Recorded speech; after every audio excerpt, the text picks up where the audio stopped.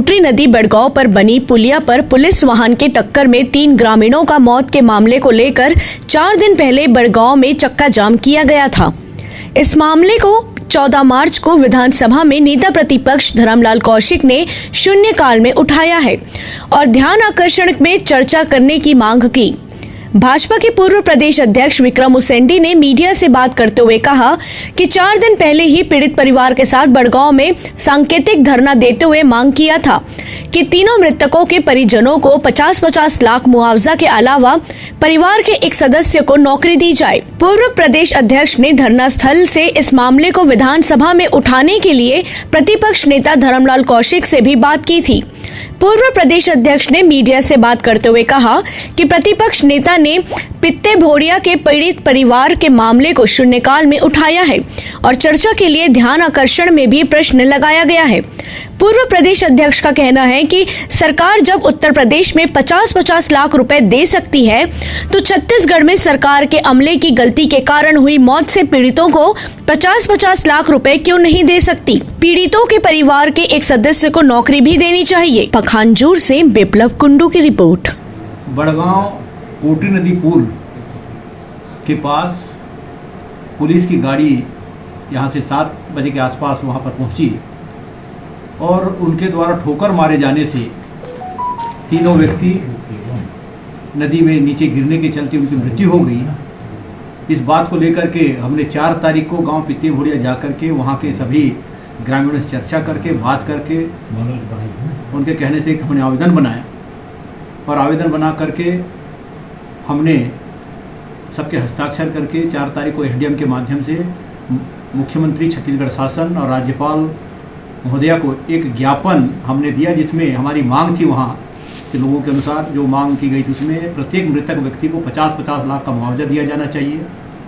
उसके साथ साथ इस पूरे घटनाक्रम की एक न्यायिक जांच होनी चाहिए और साथ ही साथ न्यायिक जांच के साथ जो भी पुलिसकर्मी उसमें दोषी पाए जाते उस पर कार्रवाई होनी चाहिए। इन मांग को लेकर के हमने 4 तारीख को ज्ञापन यहाँ एसडीएम पखानजूर को हमने दिया था और 7 तारीख पूरा होने के बाद भी कोई कार्रवाई नहीं होने के चलते 12 तारीख को बड़गांव में हमने वहाँ पर चक्का जाम धरना वहाँ पर स्टेट हाईवे हमने किया और पुनः एक स्मरण पत्र हमने महामहिम राज्यपाल और कलेक्टर को हमने ज्ञापन दिया है कि इस पूरे मामले के ऊपर 50-50 लाख का मुआवजा तत्काल दिया जाए, न्यायिक जांच किया जाए, दोषी पुलिसकर्मी पर कार्रवाई किया जाए।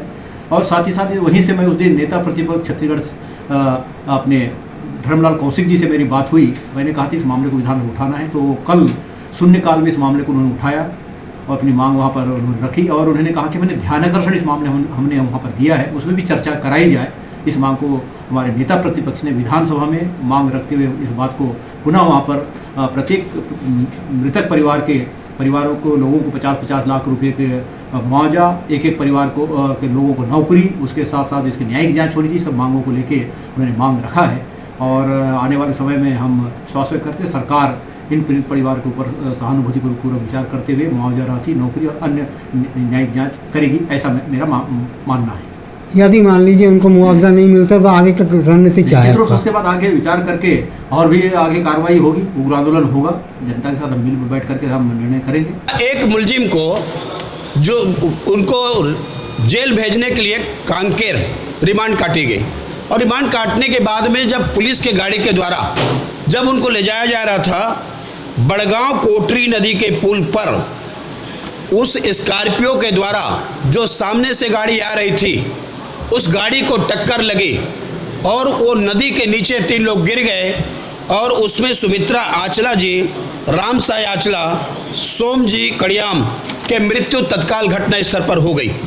ऐसे जो पुलिस की गाड़ी से जिनकी हत्या हुई है, जिनकी मृत्यु हुई है, ऐसे लोगों के परिवार के प्रति सहानुभूति का एक शब्द नहीं निकला। आज तक उनको मुआवजे की राशि नहीं मिली है, इसलिए उनके परिवार को भी 50 लाख रुपए की राशि मिलनी चाहिए। परिवार को सुरक्षित करने के लिए नौकरी देनी चाहिए।